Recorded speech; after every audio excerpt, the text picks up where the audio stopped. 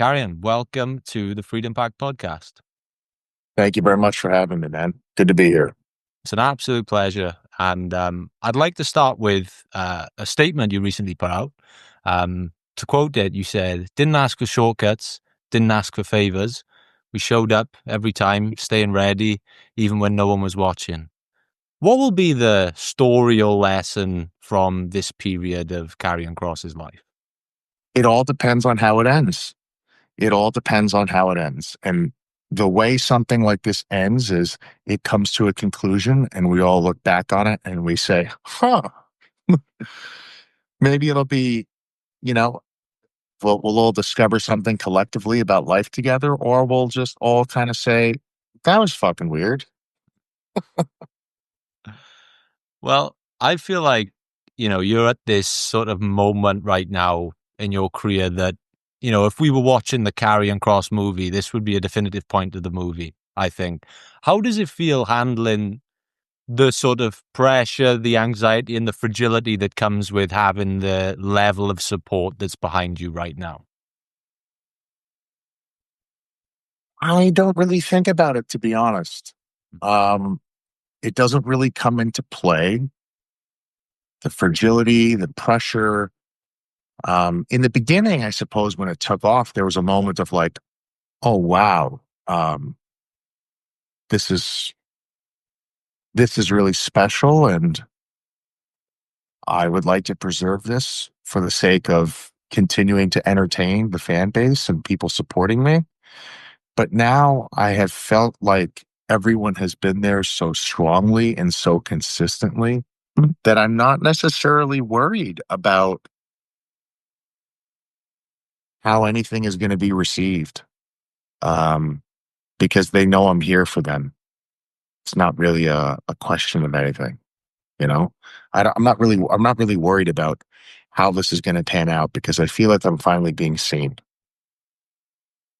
Definitely. And, I think you had a moment specifically with that post-Wrestlemania promo on that podcast that sort of transcended the sport a little bit in the way. I had friends of mine who don't even watch wrestling. And I remember my friend texted me and he said, "I just saw this thing on Twitter." And he was even talking about it. So what do you think it was about that promo specifically that seemed to resonate with people, whether they were wrestling fans? And in my case, I have friends who aren't wrestling fans. It resonated with them. Do you think it was because people could feel a real undeniable sense of authenticity baked in? 100%. And that's what I've been told. That's what I've been told by people all over the world. I've been to about 5 or 6 countries since then. And I've been told that by people, not just online, I mean, in person. People will stop me anywhere and everywhere I am to talk to me about that moment. And that's what connects people to performers, I believe. Not even wrestling specifically. It could be an artist in a gallery. It could be a film producer, or an actor, an actress, a Broadway performer, a musician. Authenticity. Saying the things that will resonate with people. That's just what it is. I didn't have a script. So I can come through my work. And I had a moment to demonstrate how I can connect with people, which is something that some people have to wait many, many, many years for. There are peaks and valleys, pros and cons and challenges in professional wrestling, just like there is with any sort of job environment, literally anywhere in the world, no matter what it is. And one of the challenges that a performer will have to take on every week is bringing someone else's idea to life and making that connection. It can be challenging for a professional wrestler when they know they are absolutely positive that this idea that's being given to them or delegated is not going to land or stick. And it has a very low ceiling for, what sort of engagement it's going to elicit, no matter how well you do it. But you go out there and you try to do it as best you can. Having a moment of freedom like that to be like, oh, it's all on me in this moment? No problem. They come by very few, far in between for a lot of people. Some people have a license to kill. They can go out there and say and do whatever they want, as long as it's good for business, right? And sometimes, even if it's bad for business, sometimes they can get away with murder. I'm not one of those people. I pride myself on having that moment to be able to demonstrate that I can connect on my own without any assistance. And I wonder, without say peeling back the curtain too much, with something like that, what's the sort of balance between reflective thinking and knowing what message you want to get out there versus living in the moment in demonstrating a really authentic speech like that? I didn't really think about it. So I'll peel back the curtain for you a little bit. Someone asked me to do the Sam Roberts podcast, a producer, and they basically, I'm a consummate professional. I just said, "What would you like? What would you like for this?" And they said, "We want it to feel real. We want to make a connection with the audience. Sometimes when things feel a little too worked, the audience can check out, especially after such a massive show like WrestleMania. It doesn't get any bigger than that. Like there is such a thing as central nervous system fatigue. You can get that from entertainment, from exercise, from being overstimulated. What's going to make this moment that I'm being given an opportunity to connect with people special? What's going to make it special? I have to make it special. What's going to be so good about what I'm about to say in the next minute and 30 or 2 minutes that's going to make someone want to watch this immediately? Because that's going out immediately after WrestleMania with the intention that people watch it right then and there when it comes out, not 2 weeks later. So that's just how I looked at it. And I said, I know exactly how to connect. I grew up a wrestling fan and I know what people want to see and I know what they want to do. And, I'm having to, in my mind, keep up with the people that just worked WrestleMania discussing what's going on. And I said, well, like, here's where Kross is. He just lost his only match on Raw this year. He just lost the Andre the Giant Battle Royal, and he just got punched out at WrestleMania and didn't have a match in his hometown. What kind of state of mind would anybody be in going through that? They would be irate. And so, I took pain and I turned it into art for people to enjoy. And we do that in the ring, and we can do that with a microphone or, a little bit of some time to talk about things. So that's kind of how I approached that moment. Yeah, and similarly to that promo, in the ring in general, I think as fans, I mean, as a fan, I can see firsthand, it's something you feel, whether it's a vibration, a frequency, an aura, let's call it, when the person in the ring is living out their dream. You can feel that through the screen, right? As opposed to someone who's just happened to fall into this business. What do you think it does for your personal performance in the ring, knowing that the younger version of yourself is in there somewhere, knowing he's living out his dream? Does that take your performance to another level? I suppose so. I mean, I look at any sort of ability, any sort of opportunity I have to speak to an audience before a match. I mean, obviously, number one, my first and foremost, like my number one intention is to entertain them. But if there's an opportunity to retell a story or a sequence of events that have happened up to the point where they're going to see me to speak, I kind of want to cover the bases backwards just to bring them up to speed because there's a lot going on in the show. There's so many characters and so many different things happening. So I'll try to cover the bases that we've run, bring them up to pace with what presently is going on, and then perhaps try to sell them on an idea or a match in the future. Um, and I hope that the younger version of me that's out there kind of can see my philosophical approach to how I am choosing to utilize my time to entertain people. There's a part in your documentary, The Killer, which sort of goes hand in hand with the title of your book. In the documentary, you said that struggle's a part of life. If that struggle wasn't here, I'd find it somewhere else because it serves my life. So, with that in mind, what have been some of the major struggles in your life that have best served you in the grand scheme of it all? Well, I could say a controlled situation like martial arts. So um, I've trained in martial arts my whole life, and I feel like sparring When you're going pretty hard, 90 to 100%, it puts you under a lot of serious pressure. If you're not present, you can get choked out, knocked out, get your limbs and your joints snapped. You have to learn how to compose yourself under exhaustion and pressure and another person trying to harm you and attack you. And if you can learn to contain and remain composed under that type of physical and emotional and even spiritual pressure, it makes a lot of other things in life far easier to deal with. Like, if you're working on the bottom in jujitsu and somebody is across you or on top of you and there's pressure on their chest and you can't breathe and they're trying to work a lock to break your arm, I've seen a lot of people have panic attacks and freak out when they're in positions like that. If you can learn how to compose yourself like that, you become a bit of an escape artist. You learn how to what we call, which is a sweep, which is basically to reverse the position so you're on top and you don't have this pressure against your chest to breathe and stuff like that. I feel like life in a lot of ways, I can compare jujitsu to a lot, the art itself to kind of what you're talking about. Um, just there's that type of struggle. And then perhaps there's the struggle of dealing with forms of deception, people lying to you, people giving you lip service. Unfortunately, there's a lot of that in the wrestling business. There's a lot of things that don't go on paper that probably should, that are handshake deals that don't pan out. And you have to learn how to you have to learn how to compose yourself and recover from being profoundly disappointed. Disappointment is a huge motivation killer for people in general in life. And there's a lot of disappointing things that can happen in the wrestling business. Perhaps it could be argued in any sort of occupational field, but there is a lot of lip service. People change directions a lot in the wrestling business, and having your hopes high or having them up or looking for any sort of professional validation sometimes can be very disappointing when it's not there, and it should be.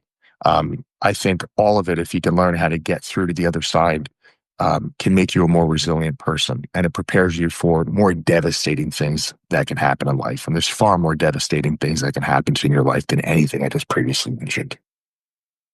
Well, on say Brazilian Jiu-Jitsu, I've been doing this. I've been doing it for about a year now, a white belt. But one thing I've learned that as you were talking there, I was thinking of is through all the best guys I see in the gym every week, it's the ones that look relaxed in the worst positions possible. Or, the guy who's in someone's guard, but they're sat back and everything's loose and they're waiting for the right opportunity. They're relaxed. Whereas the guys who end up in trouble are the guys trying to force things, put power behind everything, right?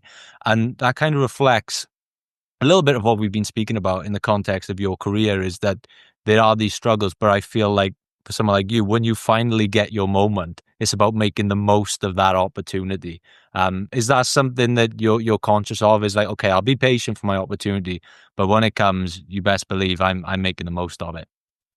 I used to think like that. I've thought about that for like the first 2 years that I've been back here in WWE. And then I realized, like, I am actually setting myself up for a situational loss every single week, waiting for this thing to happen.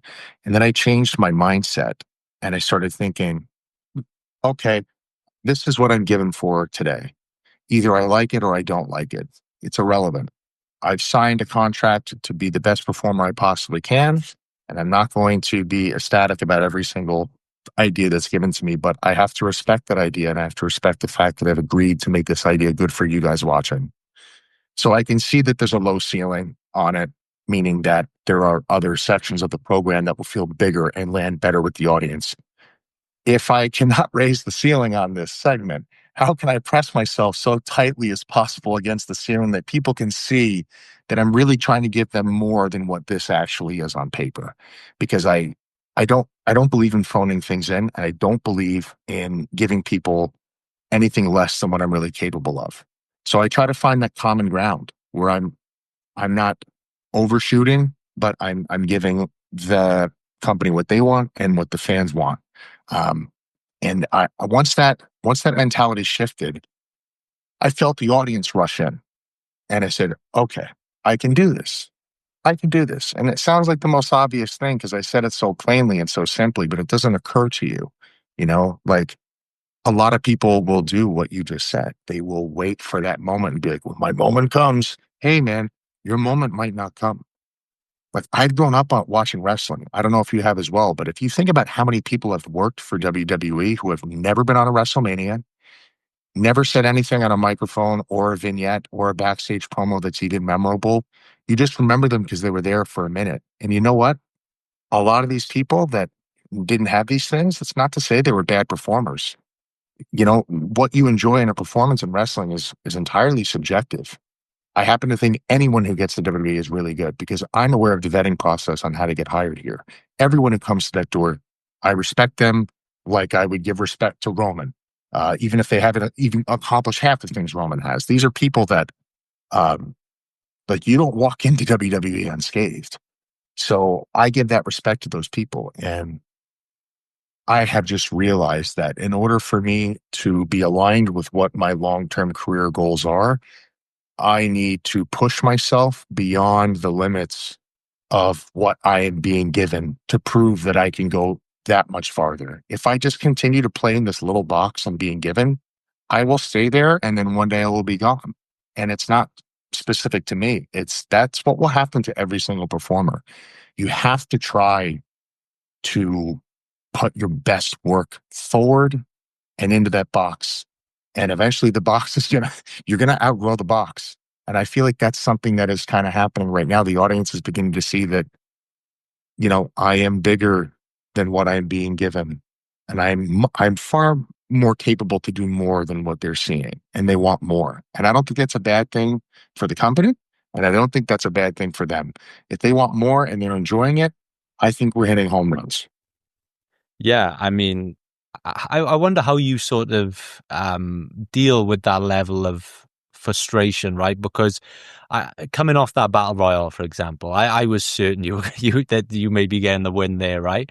And then I think after WrestleMania, I think a lot of the people that I know who enjoy wrestling were convinced, okay, he's going to get the briefcase. Imagine Karrion Kross with the briefcase. How much great TV time could we get out of that? And it didn't happen. And I remember people were so convinced that even when we had the match set, people were saying, "Oh, someone's going to get injured, and they're going to carry, and then it's going to be in a bigger pop for Carrion," and it didn't happen. So there's a frustration building, as you mentioned, with the fans. People are looking on; they know there's something bigger there that we're not getting. How do you not let that level of frustration really get to you, to your detriment? Because I know there's been guys in the past who have felt frustration, and it has led to their detriment because they can't live with that level of frustration whilst remaining professional at the same time. It must be a hard balance. It is a hard balance, but I'll tell you something. I'm not happy that the audience is frustrated, but I'm aware of it. I'm not going to pretend that I don't know that. And I'm using their frustration as a little bit of relief, actually, because, like, if they're frustrated, then they know that I'm right here Hmm. trying to give them everything I possibly can, as opposed to them not being frustrated, thinking, I guess that's all we're going to get out of Cross. I don't, again, I'm not happy they're frustrated and I'm not happy that they feel like they're not getting the most out of me, but it's very important for them, like, to know that I am ready to give it all and I am literally right here. The moment I get a green light, I am running all the bases and home for everybody, you know? Um, I hope that, the powers that be, so to speak, I hope they know what you're saying because I'm told this every day. And it hits different if I say it. People go, people could say, "Oh, he's making that up," or he's exaggerating, or he's embellishing. It's different when it comes from the audience and people in the audience.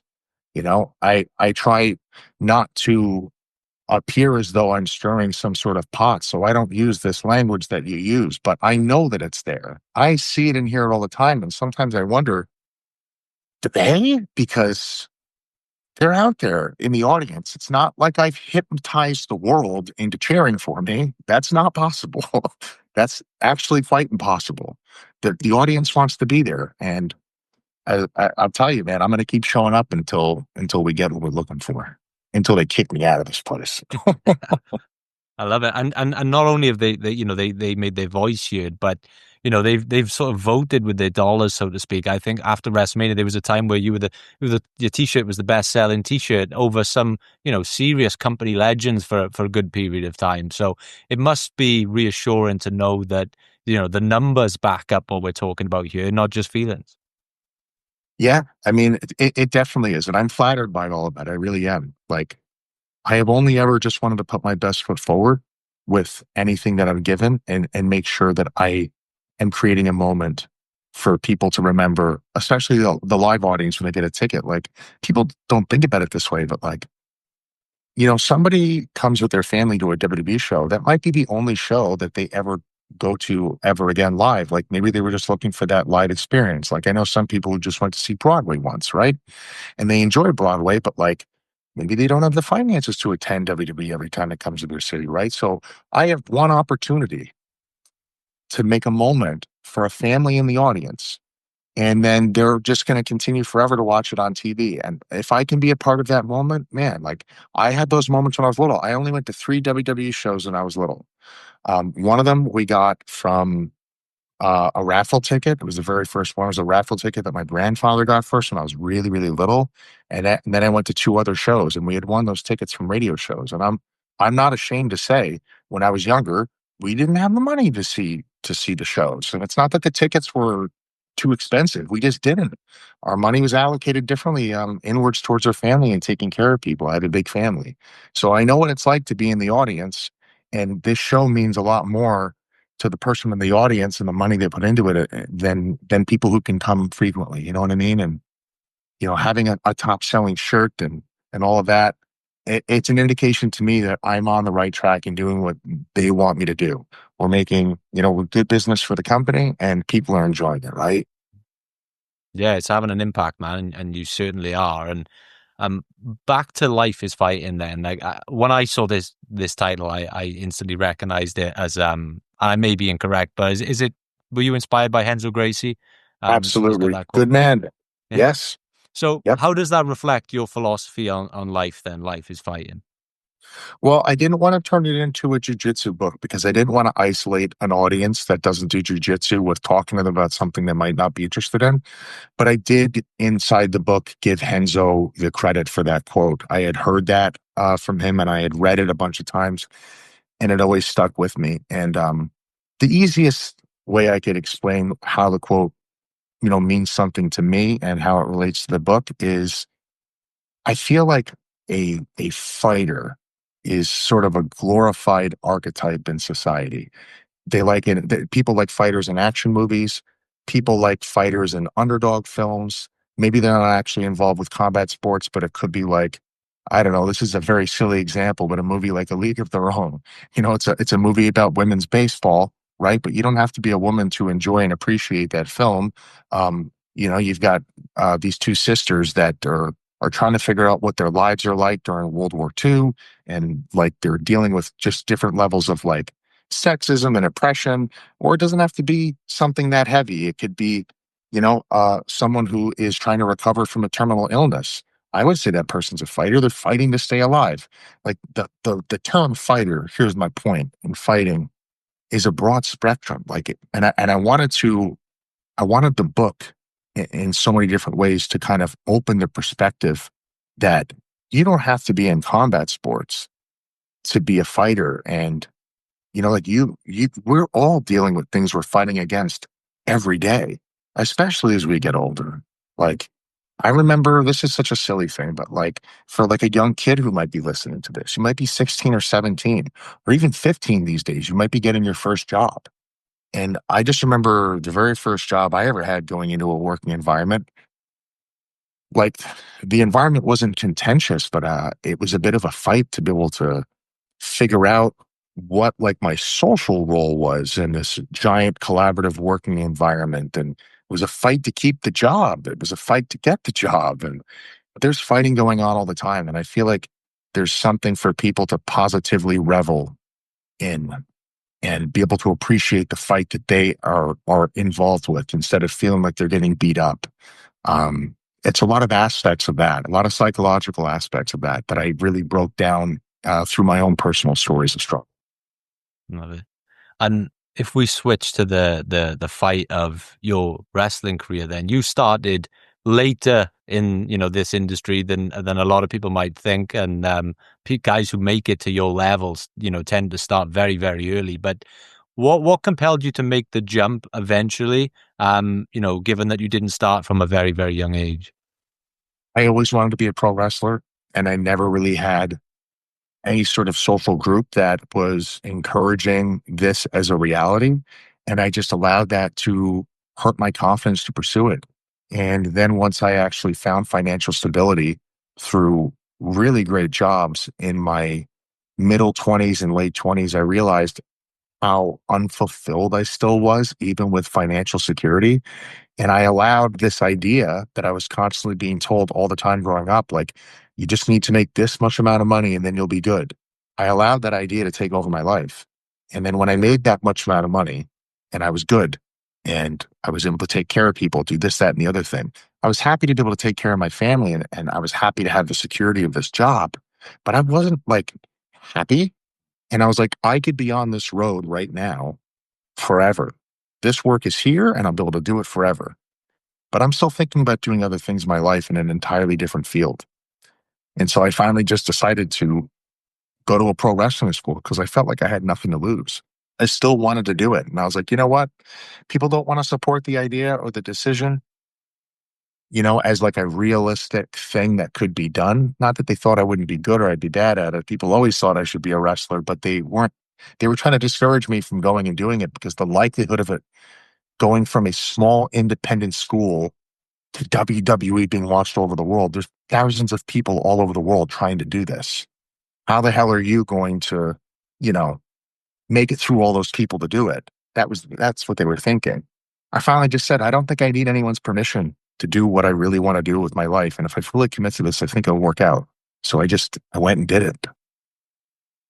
And it's a scary jump to make, I guess. At a certain age, it's like, even thinking in my own experience, I mentioned jujitsu. I started jujitsu last year at the age of 28. I walked into the gym and I'm learning from kids who are like 14 showing me stuff that I can't even get my head around. It's quite a humbling experience. So what were those first couple of months like when you joined wrestling school? Did you have a similar feeling?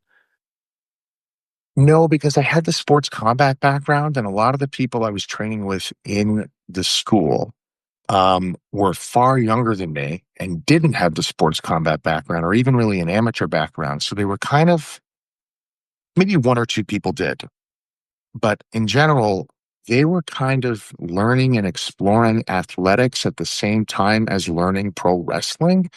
And I already came in with an athletics background.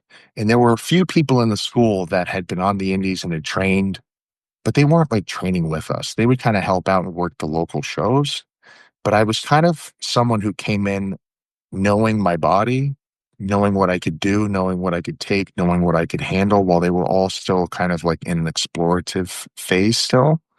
Um, I had my diet down, I had my hydration down.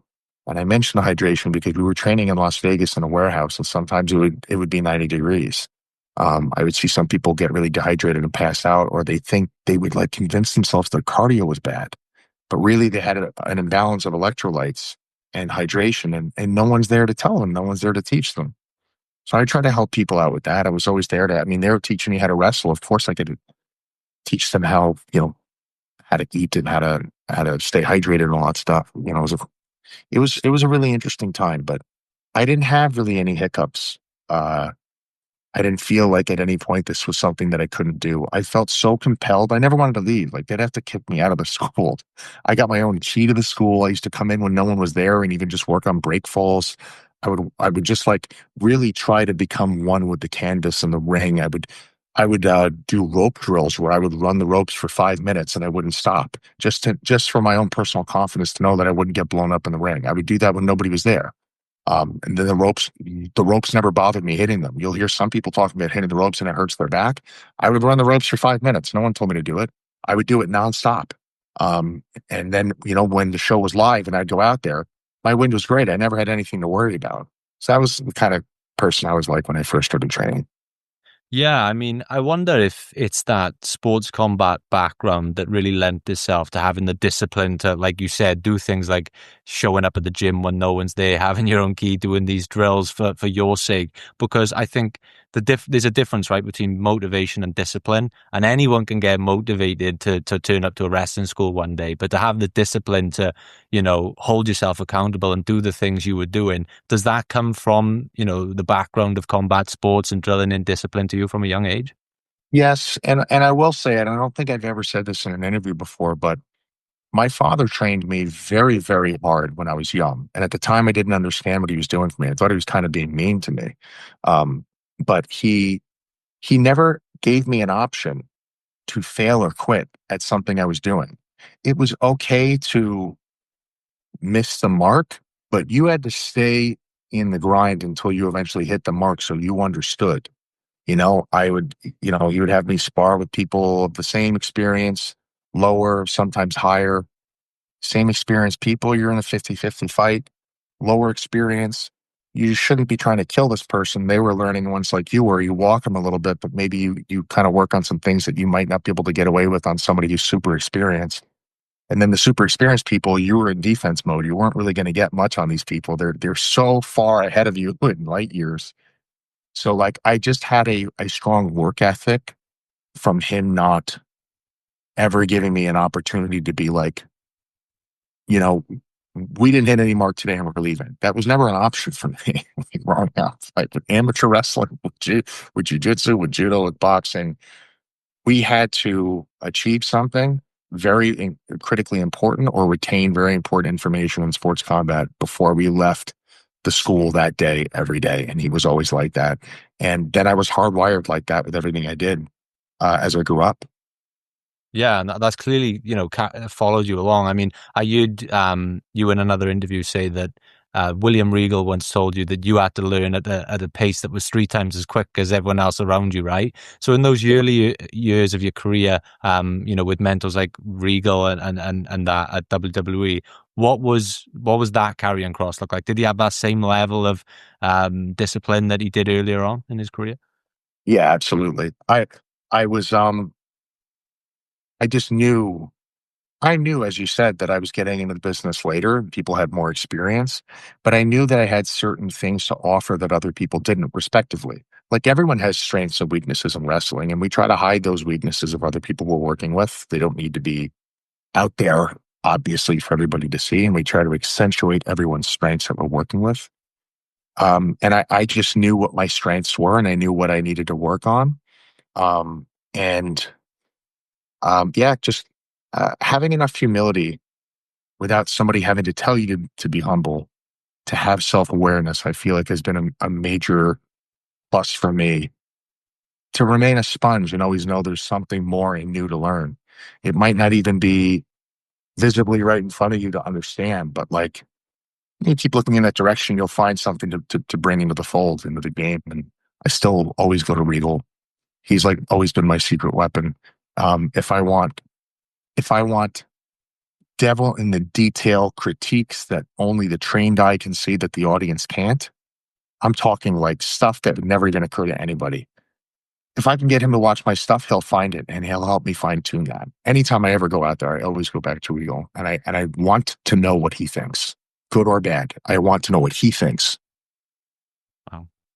And who may be some of the others thinking back now? Obviously, Regal, massive impact on you. Who are the names in the business that have had the biggest impact on your career, professionally or personally? From a management standpoint, I would say Triple H and Shawn Michaels.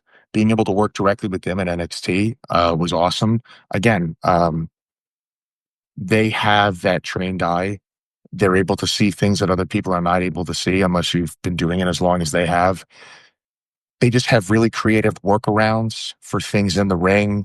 Um, in terms of people that I've worked with in the ring, this is going to probably come out of nowhere, but Pete Dunne, I have wrestled on dark matches. I don't want to exaggerate, but I'm going to say anywhere between 4 to 6 times. This is back when we were doing a lot of house shows. Those are some of my favorite matches. Uh, Pete Dunne's one of the best professional wrestlers in the world, and that may like strike people strangely to hear that, because a lot of people observe who the hyper featured wrestlers are and they think that those guys are the best, and they are in a group of the best. But Pete Dunne's IQ for putting a match together with anybody is very far ahead of most people. People don't even know how long Pete Dunne's been doing this. I think he's been wrestling since he was like 12 years old. So like he has a crazy story. But working with Pete put my wrestling brain like 20 years ahead.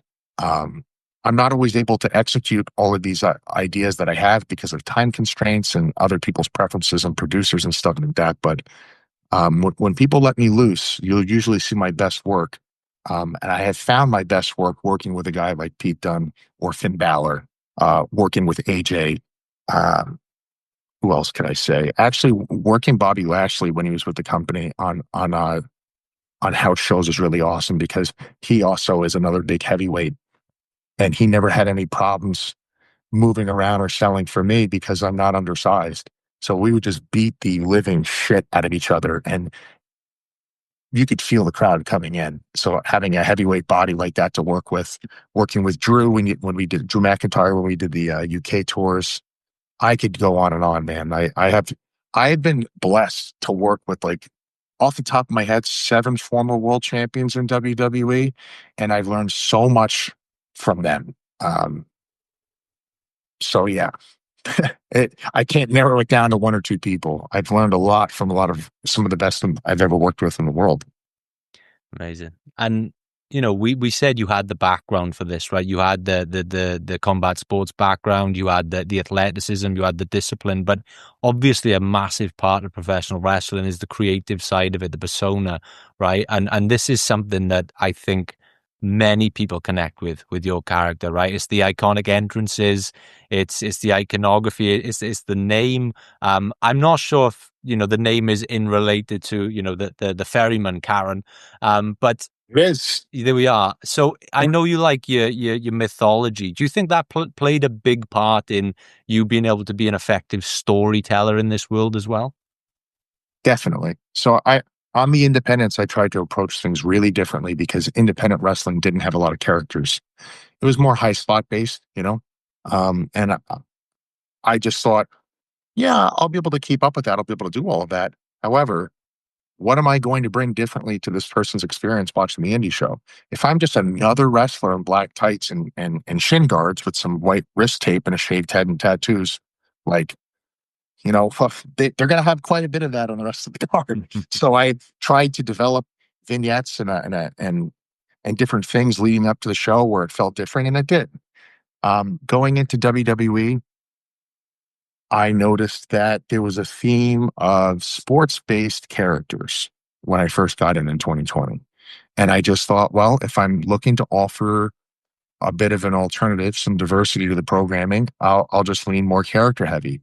So I went to the things that I enjoy, which are mythology and, world history and the gray zone of what is mythology and what is world history. Maybe some of these people existed, maybe they didn't, depending on what you believe in. So I tried to dip my hand in there and reframe some of that so it's not total plagiarism, and bring it into a unique vision that I had that people could enjoy. So you're right on the money with that. It is a little bit of the ferryman for sure. And so I wonder now, thinking back, what was that first NXT championship win like for, say, you talked about being a young boy who grew up watching WWE. I was the same. I remember me and my brothers, you know, having wrestling. We were doing wrestling entrances in our backyard and pretending like we just won a WWE championship in front of each other. But to actually live that out in that moment, obviously with unfortunate circumstances the first time round, right? But what was that moment like, and how do you reflect back on what that would have meant to a young man? That moment was not what I wanted it to be, but that moment served a very important purpose to my life. So for people who are unaware, there were just some things that went off the rails in the match. Um, and sometimes that happens. People forget all of the variables that we're dealing with when we get into the ring. Sometimes people are not 100% they're getting into the ring. or they find out that they're not 100% once they're in the ring. They thought they were. I was dealing with a situation, I think, like that. I was 100%. I don't think the person I was working with realized they were not 100%. Their wind began to go and things began to fall off time. And there's a moment where we call something a double down. We take off in opposite directions. We hit the ropes and then we meet back in the middle, and it's got to be it's rough, but it is what it is. You accept it. It's not ballet. We're talking about a head-on 100% collision, right? So instead, we took off, and I'm moving at the normal pace, but my partner is moving a little slower. His wind was gone at that point. I had to cross the middle, and we collided awkwardly, and not in the middle, and off step. And the way I fell broke my shoulder. So uh, I stayed in the match. I declined to throw the towel in. I got power bombed with my shoulder broken. I was hitting suplexes, landing on my back. I was hitting a Saito off the top rope, and it was a rough experience. But in that moment, I wanted to demonstrate. Everyone can say that they're tough in this business. Here's an opportunity to prove that you are tough and you can be depended on to finish the show and give people the best show you can with an undesirable circumstance. So that's what that kind of turned into. It was not what I wanted it to be. But after that, there was literally no question whether or not, I was just here for the good times. No, I'm here for all the times, including the ones that nobody wants to go through. So you can trust me to finish the match. I'll tell you that right now. So that's kind of how that concluded and what that has done for me. And how does that differ to the feeling the second time round then with a very different match? That's the one I wanted. That's the one I wanted. That's what I was looking for. That felt really good because now I came back from an injury that was very rough. Um, and I was able to demonstrate, that I was able to not only, have the torch passed to me, but now I can carry it and I can carry it very well. And I got to go in there with one of the best ever do it was Finn Balor.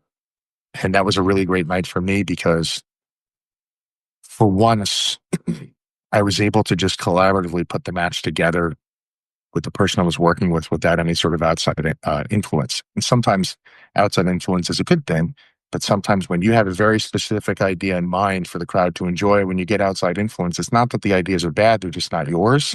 And they might not land the same because they're not yours when you go out there. So with Finn and I, we put all that together ourselves and we got such an incredible reaction. I just kind of got to be the person I used to be on the indies in the ring that night without having so many requests and ideas coming in from multiple directions. And everyone is trying to help, but sometimes the ideas, even though they're meant to help, they don't help. And that night we didn't have any of that. It was just me and him. It was very, very easy to put that together. So it was wonderful. It was really, really awesome night. I know you've written very openly in your book about the emotions you felt when you were eventually released by WWE. I wonder, because for everyone listening and watching, we see releases all the time, right? And yeah, it's sad in the moment, but we think these guys are the superstars; they'll be fine. But as you said, you were a kid who dreamt of this his whole life, and to have that taken away from you, where does that take you to in a mindset perspective, knowing that you're at the top of the mountain and now you're back down and you have to make your way back up there again? What's that mindset like to sort of reframe and go again? It must be difficult to pick yourself up. Yes. So I found very quickly that the opportunities to continue working were very available and very plentiful. But in that few first minutes before the opportunities came flying in online, job offers, bookings, I was very heartbroken because I believed so thoroughly in this idea that I was sold on that putting all of your work into something was going to equate to a very specific return. And I don't mean monetarily. I just mean like an understanding between people. And when something like that happens, it makes you feel like everything you've put yourself through and everything you gave and all of the money that you helped this company make meant absolutely nothing to them for you to be dismissed so impersonally. And it also, I just know specifically for Scarlett and I, it demoralized a lot of people in the locker room because they were thinking to themselves, well, he did all of that. Some of us cannot do all of that. How are we going to make it here, or how is our work going to be valued if they're just going to dismiss him like that? So it was challenging, but just the way that I'm wired, this is going to sound morbid, but I think a lot about people who are no longer here anymore, who I had relationships with, friends and family. I think about them all the time. And I use that as a bit of a reality anchor to remind myself, like, how would they want me to be spending these moments? I feel like they'd be disappointed if they saw me spinning my wheels in the mud. They would want me to get locked in presently and start problem solving and think about a way to get out of this and enjoy this time that I have, because one day it's going to be gone. And so I don't know why I do that. I've just been like that for a long time. And so that's what I did. Um, you know, I got everything, you know, I went after everything that was available and I made it work, and it did. But yeah, those few moments, man, it's pretty shocking. It doesn't feel good. And you just wonder, like, what the hell was all of that?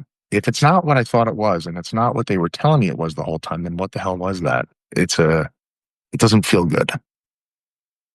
There was a quote I heard. It might have been in your documentary again, but I found it really inspiring, and it made me think a lot about the way that just in general life that we react to bad situations. And for a lot of people, when they face a bad situation, the instinct is to look in the other direction, right, to see what else is available. But you said the grass isn't always greener on the other side. Sometimes you just have to water your own grass.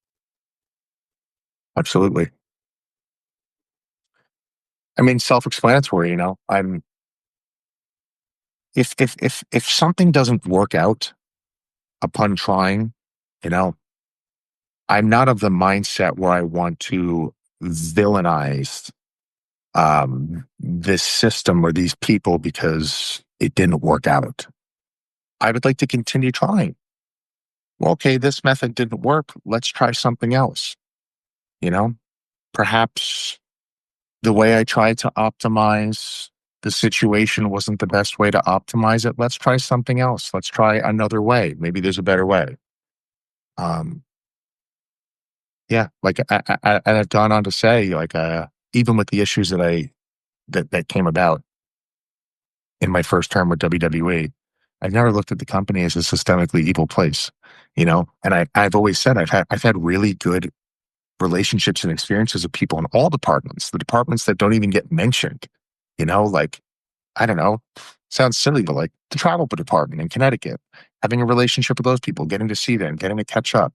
They're not television personalities, but the guys who hold the cameras, the people who lay the wires through the entire building. Uh, like, there's a whole ecosystem of electrical wires that are going literally everywhere. The people that, like, everybody, the guys that work in the trucks, the people that put the rigs together. Um, I have like 99.9% positive experiences and relationships with everyone across the boards. I never really had, no, I really actually did not have a single issue with anybody in the locker room. Like, we all got along. At least I did. I got along with everybody. I don't know about these crazy motherfuckers, but I got along with everybody, and, yeah, I mean, that's just what I believe in. And I also understand, I'm not throwing shade at anybody who had a negative experience at WWE that felt like it was systemic and went somewhere else.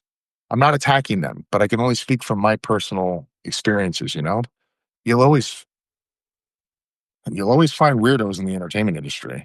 They're everywhere, and you'll find weirdos outside them too.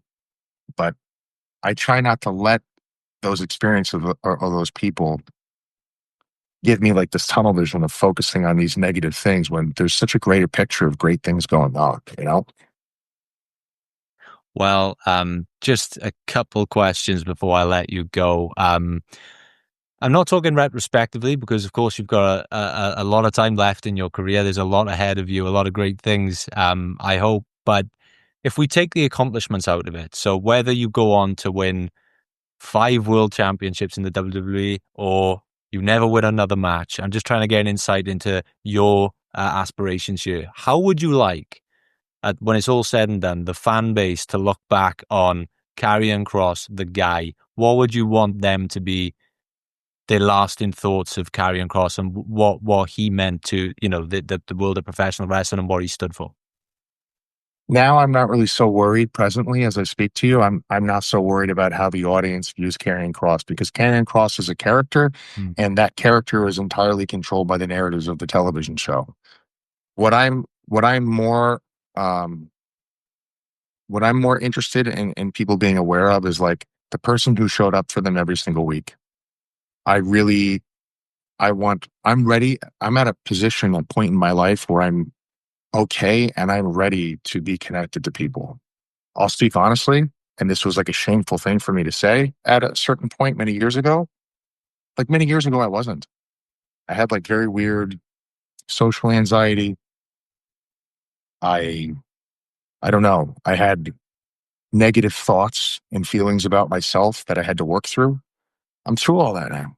And I want people to know that there's a person under Karrion Kross showing up trying to give them the best show they possibly can get.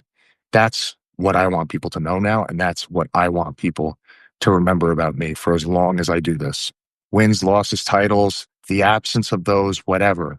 I want people to know. I want them to know that there is a human being under there who potentially is just as flawed as them or even more flawed, that is aspiring to do extraordinary things. And they don't have to be perfect to achieve extraordinary things themselves. Sometimes it's just about getting up and trying again. Well, with that in mind, this last question I'd like to ask to the guy under there, the guy under Karrion Kross. And this is a message question I ask every guest that comes on this show, whether you are a professional wrestler or an actor or a musician or a scientist. I ask the very same question, and that is right now, for Kevin, what makes life worth living? Taking care of my family and seeing the relief that it provides for them. Because once upon a time when I was a child, they did that for me when I had no ability to do that for myself. And as people are getting older and life is getting harder, the fact that I can come in and return the favor as an adult is more precious to me than anything else going on in my entire life. Is being able to come in and take care of them. And that's what I literally live and breathe for. Everything else is a bonus. Everything else that I get to pursue and do is a bonus in relation to that. My mom, my dad, my grandparents, my siblings, being able to take care of them and provide them with a good life, or if something catastrophically bad happens and I can come in and try to help with that, that's my number one. That's beautiful. That's the real dream, right? Yes. Love it. Well, for everyone listening and watching today, we've touched on a lot of the themes that they can, dig deeper inside your new book, Life is Fighting. So for anyone listening and watching, they want to check out the book. Where's the best place that we can send everyone right now? Where's the best place we can send anyone for the book and to check out more from you? I would say if you go to my social media pages on Instagram or Twitter, it's at Real Killer Cross. It's the same on both handles. I have a link tree in my bio. If you click that, it'll take you to where you can get the shirts, where you will be able to watch um, Blue Evening, which is a film that I produced. I'll be updating that relatively soon. We'll be in Burbank, New York, and Texas very soon. Um, Getting t-shirts, merchandise, stuff like that. Everything will be in that link tree in my bio on Real Killer Cross. Amazing. And I'll put that link tree down in the description. So everyone listening, watching right now, just click on the description below. The link will be there. Karrion Kross, thank you so much. It's been an absolute privilege. This hour's flown by for me. And I think you brought so much insight to the show today and really reflects on the themes we love talking about on this podcast. So thank you so much, sir. And I'll certainly be rooting for you in your career, and big fan of everything you do. Thank you so much, man. I'll give you everything I got.